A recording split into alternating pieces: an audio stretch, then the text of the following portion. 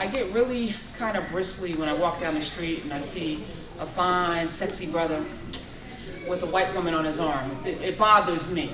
And I don't know why. It's not like that's my man, or maybe we would never have a relationship. But there's something about that that just kind of bothers me.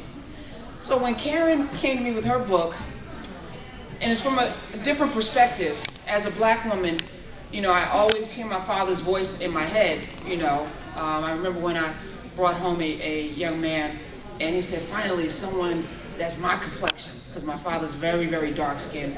And I had a tendency before this to kind of date guys that were a little lighter than my father. So he was really excited to see a man come through the house that was as dark as he was, And it dawned on me, for a father raising daughters, there must be some kind of, feeling about the kind of man that daughter's gonna marry. And you would hope that he would care more about the man and how he takes care of you and how he loves you. But for many of us, the race of the person that your child is going to marry is extremely important. But as I start to get older, because there was a point where I didn't care about all of that. But when you get older and you realize that, hey, I might want to get married again, and the options are very limited.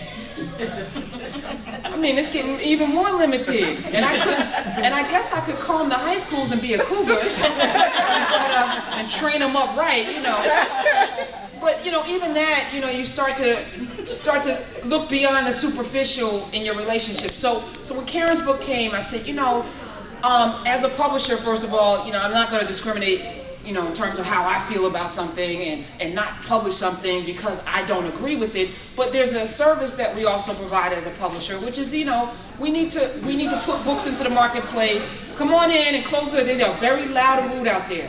Those people out there, I don't know what's going on. They're permeating our peace. But as a publisher, I think it's our job to put books into the marketplace that make people think. That of course, if you're doing novels that entertain, you want to entertain people. But I think it's our responsibility to make people kind of think about their mores, their values. Think about things they maybe haven't thought about, or think about things in a different way. Which is why I love a lot of the titles on my list.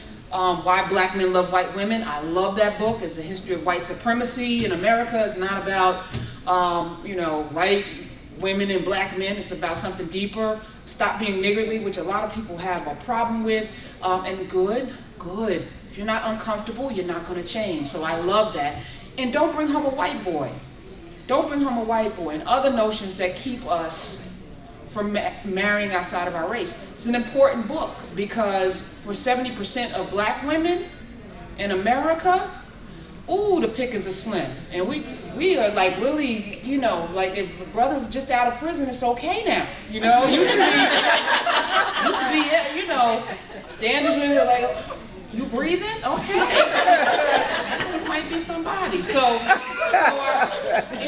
and if CNN does one more piece on it, I might vomit. But I mean, it's very real. A lot of us are going through our existences without soulmates, without mates, and for Karen, that journey, she's done the other thing, and now she's swirling, and I'm okay with that, And as I said before, I give black women permission to swirl.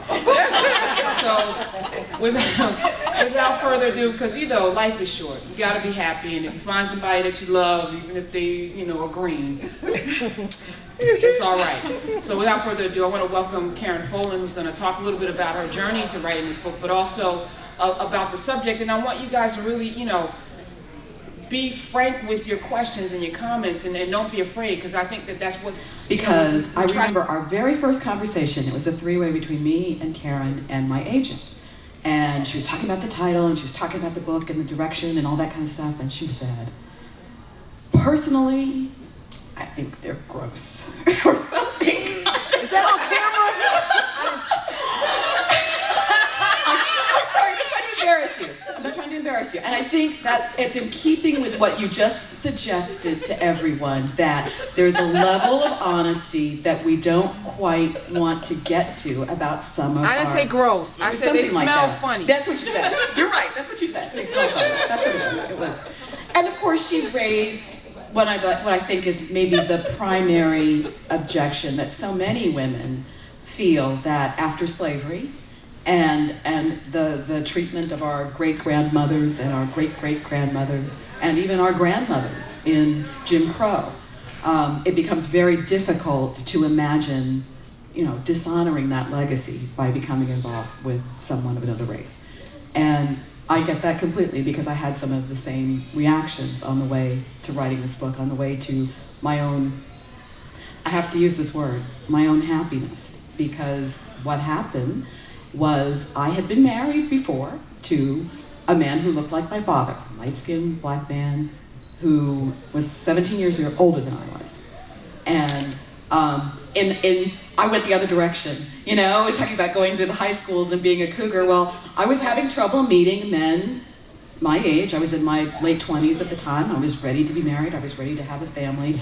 And I was having trouble meeting men my own age, but I met a lot of older men, and I have kind of an old soul feeling to me anyway, and I've always been fascinated by the time period that my ex-husband grew up and came of age in.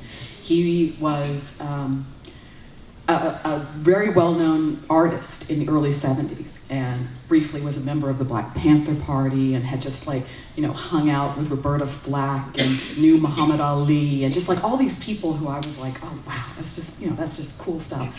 And to be frank, I adored him.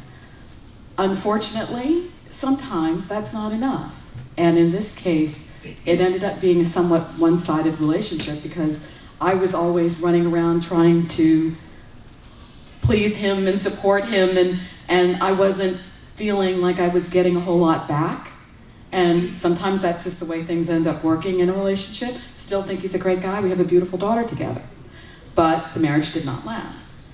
And after spending 5 years or so being a single parent, raising my daughter, working, doing the things that we do to put food on the table and try to teach our girls and all those things, try to raise our children, I was nearing 40. And I thought, you know what? This little girl is 9 years old. In a little bit, she's going to be off in her own life, and it's not going to be mommy and me and mommy anymore. And I'm getting older, and I think this is time to stick a toe back into the dating world again. So I did what everyone does in the 21st century, and I went online. And I signed up for, a couple different sites here and there, and I met some people. It just didn't seem to be really going anywhere. And I remember I was talking with a couple of my good friends, one of whom is, I guess you would call her like a new age minister or a life coach kind of person. And she said two things. She said, you should consider, broadening your dating pool, because what you're doing is not working. And if you do the same things, you get the same things. So if you want something different, you got to do something.